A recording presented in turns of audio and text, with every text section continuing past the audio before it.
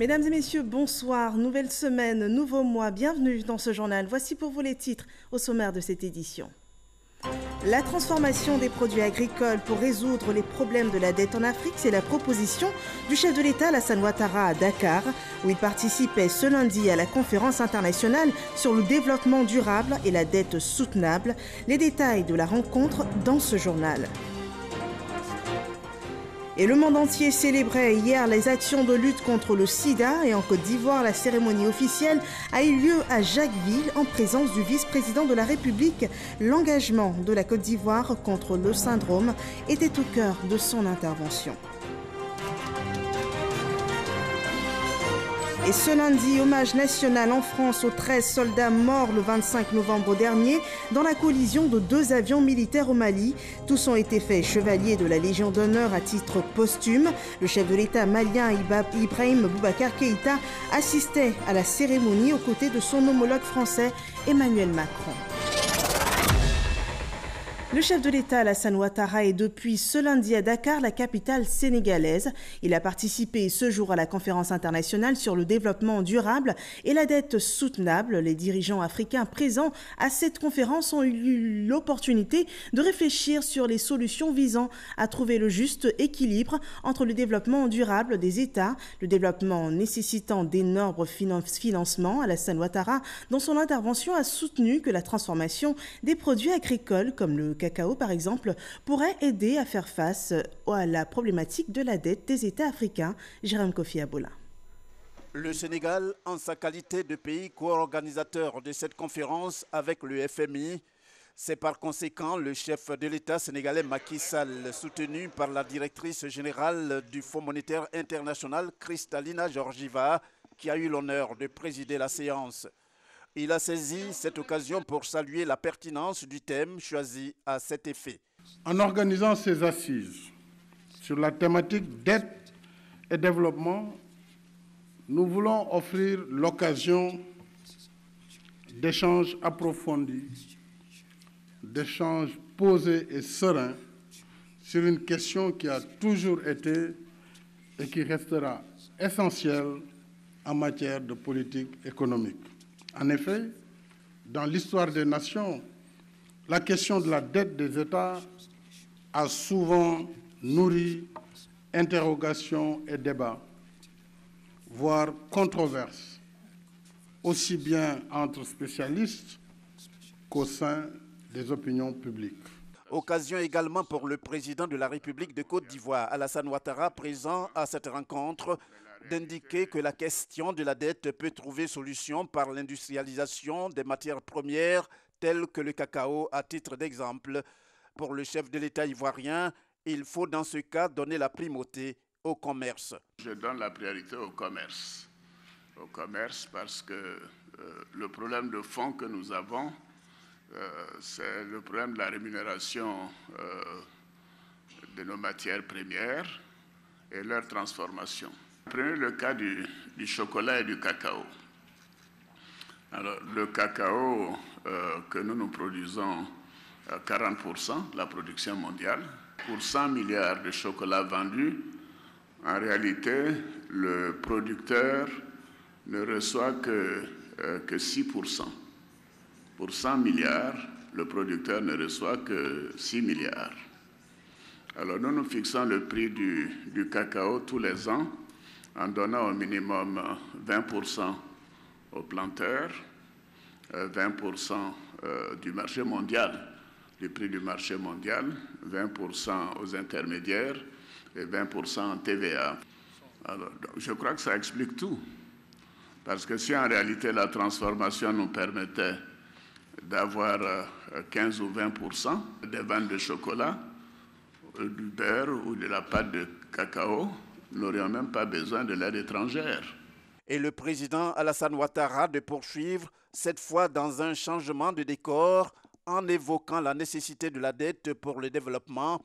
Il a toutefois précisé que cela doit se faire de manière raisonnable. C'est important de s'assurer de la viabilité de la dette et des finances publiques, bien sûr tout en tenant compte des nouvelles réalités, notamment sécuritaires. Donc je considère qu'on ne peut pas éviter de s'endetter, mais je le répète, Je préfère moi mettre l'accent sur les investissements privés. Si dette il faut que ce soit des projets productifs. Il faut que les montants soient compatibles avec la création de ressources intérieures pour payer cette dette et surtout que les pays qui nous aident tiennent compte de cet aspect également dans le commerce international. Je me félicite de la tenue de cette conférence sur le financement du développement qui permet de réunir tous les acteurs de la vie économique afin de partager nos expériences individuelles et de trouver dans une démarche concertée des idées nouvelles pour relever les défis du financement du développement. Au moins 5 tables rondes ont été prévues pour le déroulement des travaux visant à trouver le juste équilibre entre développement durable et dette soutenable. L'une des thématiques est comment rendre le financement privé réellement transformateur. Le président Alassane Ouattara, arrivé ce lundi même à Dakar pour sa participation aux travaux, et ses pairs voient en cette rencontre l'un des moyens sûrs face aux nombreux défis à relever. Et nous parlons ici de cet autre défi, un défi mondial, la lutte contre le sida. La commune de Jacquesville, dans le sud de la Côte d'Ivoire, a accueilli la célébration officielle du pays de la journée mondiale de la lutte contre le sida. Et le vice-président Daniel Kablo-Duncan a pris part à cette 31e édition et il a réitéré les engagements du gouvernement ivoirien à lutter contre ce syndrome. Les chiffres l'expriment également. En Côte d'Ivoire, le taux de prévalence est passé de 4,7% en 2003 à 2,6% en 2018. Revenons sur cette commémoration avec Franck Quadio. Un défilé pour marquer la thématique 2019, en substance l'implication des communautés engagées dans la lutte contre le VIH-Sida. Jacquesville, en présence du vice-président Daniel Kablo-Duncan, abrite la 31e édition de la Journée mondiale de lutte contre la pandémie. Pour la présidente du réseau ivoirien des personnes vivant avec la maladie, le défi demeure mettre fin à la stigmatisation. Il convient de rappeler que le nombre de personnes vivant avec le VIH est estimé à 495 143, dont 28 000 enfants. Malheureusement, 16 000 décès liés au VIH ont été enregistrés en 2018 selon le rapport ONU-SIDA. Devenue aujourd'hui une maladie chronique, la perception du sida doit véritablement changer dans les habitudes des communautés afin de réduire considérablement la stigmatisation et la discrimination à l'égard des personnes vivant avec le VIH-Sida. 69% des personnes vivant avec le vecteur VIH-Sida connaissent aujourd'hui leur statut sérologique. 85% des personnes séropositives sont en phase de traitement, une avancée selon le ministre de la Santé, Jenaka Awele. Ces actions de prévention nous ont permis une baisse de 32% des nouvelles infections en VIH comparativement à l'année 2010. La baisse attendue en 2020 est de 75%. Concernant l'objectif d'élimination du sida pédiatrique, le taux de transmission de VIH de la mère à l'enfant est passé de 22,6% en 2010 à 2% en 2018, contre un objectif de moins de 2% en 2020. Ces résultats nous donnent l'espoir que mettre fin au sida, c'est possible. Pour le vice-président de la République, Daniel Kablo-Duncan, vice-président du Comité national de lutte contre le sida PNLS, il faut saluer les efforts réalisés en matière de la réduction du taux de prévalence nationale du VIH-Sida qui est passé de 4,7% en 2005 à 2,6% en 2018. L'État entend s'engager davantage pour minimiser l'impact de la maladie d'ici à 2030. L'État de Côte d'Ivoire entend jouer son rôle conformément aux engagements pris. Dans cela qu'en plus, le gouvernement a élaboré d'une part un plan national stratégique de lutte contre le sida 2016-2020 d'un coût de 556 milliards de francs CFA, aligné donc sur le plan national 2016, le plan national de développement 2016-2020. Son Excellence le Président de la République a annoncé une subvention dans le cadre de la contribution de fonds additionnels de l'État au financement du plan d'approvisionnement en médicaments, en tests réactifs et aux autres intrants de laboratoire à hauteur de 21 milliards de francs CFA sur 3 ans. Les Nations Unies, à travers les différents leviers de financement et de soutien, de même les États-Unis, ont réaffirmé leur engagement. Le vice-président Daniel Kablan-Dekan a aussi sollicité une meilleure implication du secteur privé, tout en se félicitant de la reprise de la célébration tournante. Cette 31e édition à Jacquesville a duré 3 jours. La particularité, un village communautaire dressé par les différents acteurs pour porter la sensibilisation. Le président du Parlement ghanéen a été reçu par son homologue ivoirien ici à Abidjan. Entre ces deux présidents d'institutions, les échanges ont porté sur les relations bilatérales entre la Côte d'Ivoire et le Ghana. Abdoulaye Koné. C'est une visite qui vient renforcer les relations entre la Côte d'Ivoire et le Ghana, un échange de bons procédés entre les parlements des deux pays. Nous avons discuté sur les moyens à mettre en œuvre pour pouvoir renforcer les relations qui lient nos deux pays frères. C'est aussi bien que chaque parlement puisse avoir un contact avec l'autre parlement. Nous allons apprendre à interagir en matière de tourisme pour que nos peuples puissent se connaître et apprendre les uns des autres. Pour rappel, la Côte d'Ivoire et le Ghana sont les deux principaux producteurs de fèves de cacao au monde. Ils partagent des frontières communes, mais également le Parlement de la CEDEAO, autant de proximité qu'ils entendent fructifier sur le plan diplomatique et parlementaire. Cette autre institution, la CEI, est la cible des opérations internationales visant à préparer des élections apaisées, équilibrées et transparentes en 2020 en Côte d'Ivoire. Et c'est là l'objectif de cette rencontre entre l'ambassadeur d'Allemagne en Côte d'Ivoire et le président de la commission, Ibrahim Koulibaly Kuibière. Les deux hommes ont échangé au cours d'une séance de travail le point de leurs échanges avec Alexis Ouedraogo. 2 heures d'échange sur 2 sujets majeurs, la sensibilisation des populations aux questions électorales et la contribution des partenaires internationaux, notamment l'Allemagne, à la réussite du processus électoral. Nous sommes en train actuellement de discuter entre les pays qui forment l'Union européenne avec le système des Nations Unies et aussi avec le gouvernement national de quelle façon nous pouvons contribuer à que ça se passe bien. Ibrahim Koulibaly Kuibière s'est pour sa part tenu rassurant. Il a annoncé pour les prochains jours l'installation des commissions électorales locales et la révision de la liste électorale. Abidjan sera pour les 5 prochains jours l'esplanade des réflexions sur le travail. Il s'y tiendra à la 14e réunion régionale africaine de l'OIT, qui est l'Organisation internationale du travail. C'est un rassemblement des 54 pays africains sur le thème « Vers plus de justice sociale, façonner l'avenir du travail en Afrique ». Et on en parle avec Mamadou Kouassi. Abidjan, capitale africaine du travail. Après 1999, la Côte d'Ivoire abrite à partir de ce mardi 3 décembre jusqu'au 6 décembre prochain la réunion régionale africaine de l'Organisation internationale du travail, OIT. La 14e édition du genre qui va réunir 500 participants de 54 États africains. Il s'agit pour le mandat tripartite, c'est-à-dire les gouvernants, les organisations d'employeurs et les organisations de travailleurs ainsi que les organisations internationales des ONG d'évaluer le progrès accompli par les pays africains depuis 2015 à la 13e édition de cette rencontre. Cette évaluation se fera à la lumière du programme de développement durable à l'horizon 2030 et de l'agenda de l'Union africaine. Pendant 3 jours, les experts africains en charge du travail vont poursuivre leurs réflexions sur l'avenir du travail à l'aube du 2e centenaire de l'OIT. Définir ensemble un agenda du travail décent pour la prochaine décennie 2020-2030. Vers plus de justice sociale, façonner l'avenir du travail en Afrique est le thème autour duquel vont se dérouler les travaux de cette 14e réunion régionale africaine de l'OIT. Occasion pour le mandat tripartite africain d'identifier également la voie à suivre au niveau régional pour parvenir à un travail décent et à une justice sociale. Il faut rappeler que cette rencontre d'Abidjan constitue la dernière étape de la célébration du centenaire de l'OIT. Une autre rencontre internationale, la 25e édition de la conférence des parties, la COP25, a démarré ce lundi à Madrid en Espagne. Cette édition de la conférence sur le climat ne suscite pas un grand enthousiasme en Espagne. C'est ce que révèlent la plupart des observateurs sur place.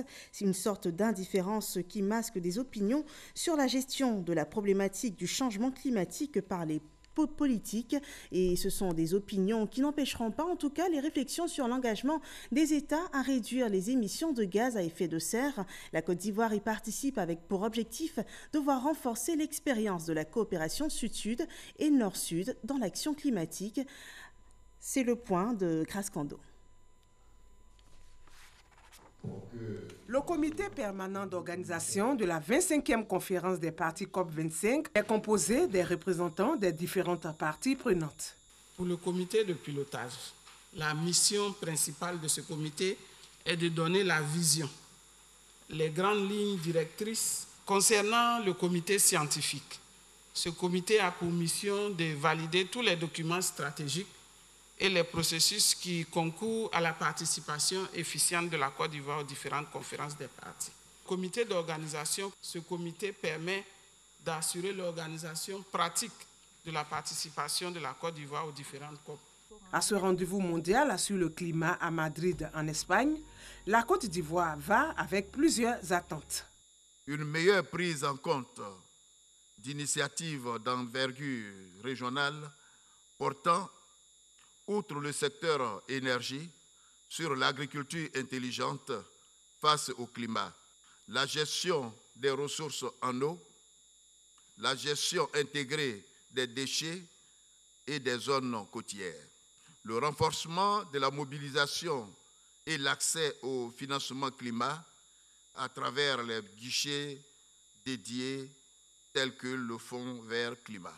Un document de planification d'action nationale en vue de la réduction des polluants climatiques de courte durée de vie a été remis aux différentes parties prenantes. Le Niger offre son plus beau taureau au président de la République. La bête exposée à l'édition 2019 du Sahara a d'ailleurs remporté le prix du plus beau taureau de cet événement qui valorise les ressources agricoles et animales. L'ambassadeur du Niger en Côte d'Ivoire, Moussa Aloua, l'a offert au nom du président Mahamadou Issoufou en signe d'amitié et de renforcement des liens entre les deux pays. Jean-Luc Mambo. Voici le plus beau taureau du Sahara 2019. Issu de la race Azawak du Niger, il a raflé le premier prix du concours du plus beau taureau organisé à la faveur de cette 5e édition. C'est ce bovin que l'ambassadeur du Niger en Côte d'Ivoire a offert au nom du président Mahamadou Issoufou à son homologue, le président Alassane Ouattara. Il s'agit de bovins de race Azawak, dont la qualité est reconnue dans toute la sous-région. Et vous savez que le Niger est le berceau de la race Azawak. Le taureau qui fait l'objet de ce don, il fait à peu près 850 à 900 kg et il s'agit d'un taureau de portion viande. Le Niger a également offert une vache au chef de l'État ivoirien. Un geste fort apprécié par le ministre de l'Agriculture et du Développement rural qui a réceptionné ces bovins pour le compte du président de la République. Je voudrais, au nom du Premier ministre, réceptionner donc ces animaux. Je vais les lui remettre afin qu'à son tour, il puisse les remettre au président de la République. C'est un acte fort de fraternité et d'amitié vrai. Ce sont des animaux que tout le monde regardait, que tout le monde a apprécié. Et je crois que le président de la République sera heureux de voir ces joyaux. Rappelons que le Sahara 2019, qui a refermé ses portes hier dimanche, a connu une participation record de 360 000 visiteurs avec 29 pays représentés. Cette édition du Sahara, parlons-en, il s'agissait de mettre en évidence les perspectives pour une agriculture africaine intelligente, intégrant les innovations technologiques. Et qui dit innovation dit aussi start-up. Et les femmes entreprenantes dans l'agriculture ont eu à cette occasion une lucarne pour présenter leurs produits et projets à des potentiels partenaires, dont l'ambassadrice de la Hollande qui s'est engagée à les accompagner, Noël Gagnon. Eve Accro, responsable de la coopérative des femmes de Mondoukou, spécialisée dans la production de charbon à base de coque de noix de coco, vend son projet pour le rendre bancable. Nous sommes au Sahara, Salon de l'Agriculture édition 2019. Comme elle, une dizaine de responsables de coopératives du secteur agricole sont là. Avec force argument, elles ont montré et démontré ce qu'elles ambitionnent de faire pour sortir de la précarité et devenir autonomes, voire de vrais entrepreneurs. Devant elles, pour les écouter, vendre leur projet, la secrétaire d'État Miss Belmont de Dogo, entourée pour la circonstance de l'ambassadrice des Pays-Bas en Côte d'Ivoire, la fondation de Lady Agri et de la responsable de l'ONU Femmes. Constat, le test est réussi. Ce sont des femmes très fortes et je suis très heureuse de voir qu'elles se sont réunies en coopérative parce qu'en fait, c'est aussi ce que nous, aux Pays-Bas, on a fait avec petits entrepreneurs dans l'agriculture sont des coopératives. Conséquence immédiate, des portes d'opportunités vont s'ouvrir à elles. C'est une association pour faire une promotion de l'entrepreneuriat féminin dans les milieux agriculture. Donc c'est pour accélérer l'accès au financement. On travaille en partenariat avec la Banque hollandaise de développement. Et cela avec une leçon de choses. Au niveau du système des Nations Unies, nous avons réfléchi pendant un certain temps sur l'appui que nous pourrions apporter aux femmes dans le secteur agricole. Donc les choses se concrétisent de plus en plus. Le maître d'œuvre est Miss Belmont Dogo. Elle est heureuse de la performance de ses produits. Pour celles qui font le vivrier, le manioc et le riz, elles produisent suffisamment et après elles ont des pertes dans la production parce qu'elles n'arrivent pas à transformer. Et pour celle qui fait la transformation de la noix de coco au charbon, c'est de lui apporter tout notre accompagnement, faire en sorte que ce qu'elle savent faire puisse être connu de la nation ivoirienne.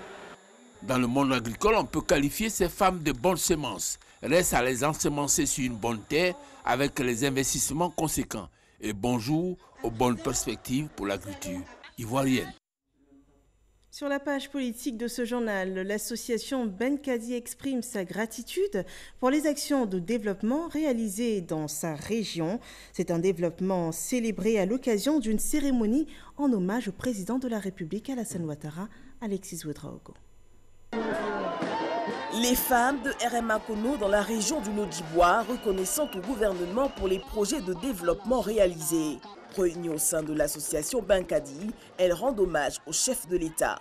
Grâce aux actions de la paix et de la réconciliation menées par le président de la République, Alassane Ouattara, et la femme de son gouvernement, nous marchons allègrement sur les sentiers faits de valeurs altières. Nous, femmes de Benkadi, nous réussirons parce que nous avons Dieu avec nous. Nous réussirons parce que nous avons Dominique Ouattara avec nous. Nous réussirons parce que nous avons Soumaoro Binta Aïtara avec nous. Au nom de la marraine de la cérémonie, Binta Soumaoro, épouse du président de l'Assemblée nationale, le député Famoussa Koulibaly félicite les femmes pour leur bravoure. Je suis aussi ravi de constater qu'au-delà de la promotion de ces valeurs, vous avez fait de la lutte contre la pauvreté votre cheval de bataille. Ainsi, j'ai constaté que vous avez mis en place pour nos sœurs de RMA Kono des activités génératrices de revenus afin de rendre indépendantes nos braves femmes de l'Odjibois. Des dons constitués de 2 tricycles, de pulvérisateurs et autres articles d'un montant de 16 millions ont été faits aux populations. D'autres femmes, celles du FPI, le Front populaire ivoirien, ont un nouveau porte-voix. Il s'agit de Anne Niaoré, élue secrétaire nationale de l'OFPI, qui a été élue à l'occasion du 4e congrès de cette organisation des femmes du FPI, Moussa Konaté. Les femmes du Front populaire ivoirien en ordre de bataille pour les élections prochaines. Pour mener à bien leur mission, elles portent leur choix sur Anne Niaoré, élue à l'unanimité à ce 4e congrès ordinaire de l'Organisation des femmes du FPI. Ma première action, ce sera de sillonner la Côte d'Ivoire avec mes camarades pour aller porter le message du Front populaire ivoirien pour les futures échéances électorales qui approchent à grands pas. Parce que là, le FPI est un parti d'élection. Donc nous n'avons aucunement pas l'intention d'être absents aux prochaines élections. L'OFP debout pour la reconquête du pouvoir avec Pascal Afin-Guessan, thème de ce congrès. Le président du Front populaire ivoirien, venu apporter son soutien aux femmes de son parti. Les élections qui arrivent, on est prêts. Et dans les élections qui arrivent, vous les femmes, vous connaissez votre rôle. Le sacrifice que la Côte d'Ivoire attend de vous, c'est que vous vous mobilisez. Vous devez être à la pointe du combat pour le changement. Vous devez être à la pointe du combat pour la victoire du Front populaire ivoirien en 2020. Les militantes du Front populaire ivoirien se disent donc prêtes à investir le terrain pour accompagner le président Pascal Afin-Guessan. Parlant de développement, 2 villages de la Bagoué ont été raccordés au réseau de la distribution de l'électricité. Il s'agit de Tindara et de Nimbiasso. La mise sous tension a été effectuée par le coordonnateur RHDP de cette région de la Bagoué, le ministre Bruno Nagbane-Koné, Walter Amadou Ouattara. La lumière, le bonheur pour la population. Tindara bénéficie désormais de l'électricité. Cette localité du département de Kouto, au nord de la Côte d'Ivoire, vient d'être mise sous tension par le ministre Bruno Koné, coordonnateur principal du RHDP région de la Bagoué. Quand on veut construire la fondation pour le développement, pour l'émergence, il y a des choses qui s'imposent. Parmi ces choses, il y a l'éducation. Il faut un centre de santé et il faut donner aux populations une eau qui soit potable. Il faut des voies de circulation. Et parmi ces choses qui constituent les fondations du développement et de l'émergence, il y a l'électricité. Nous savons qu'il reste encore beaucoup de choses à faire.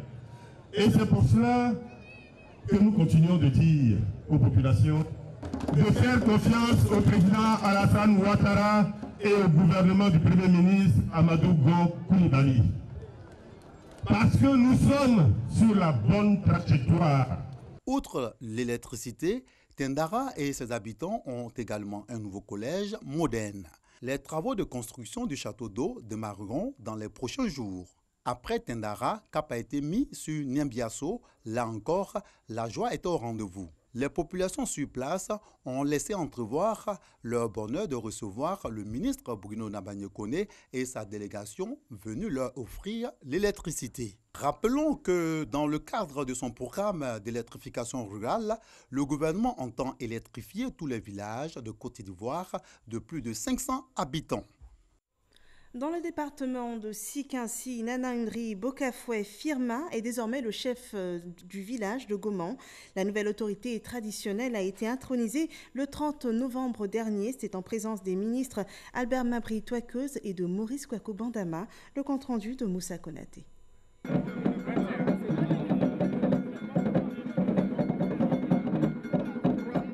Par ce geste, Nanaundri Bokafoué devient le 8e chef du village de Gomo dans le département de Sikinsi.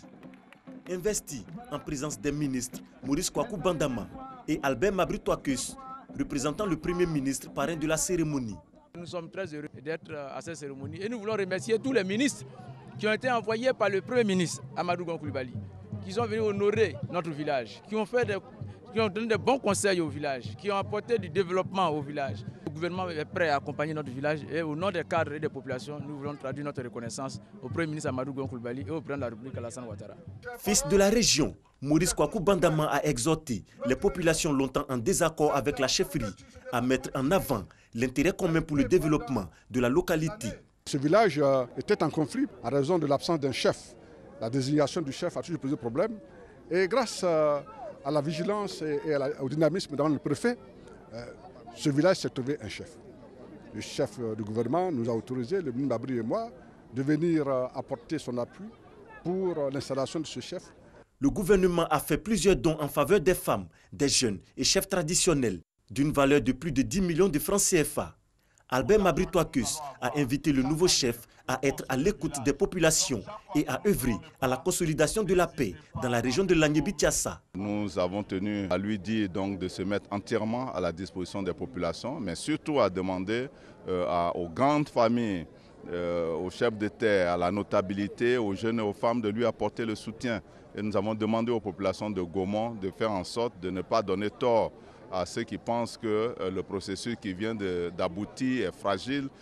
Nous leur faisons confiance, nous les accompagnerons. L'intronisation de Nanaundri Bokafoué Firma a été précédée de la pose de la première pierre de la brigade de gendarmerie et de la résidence du sous-préfet.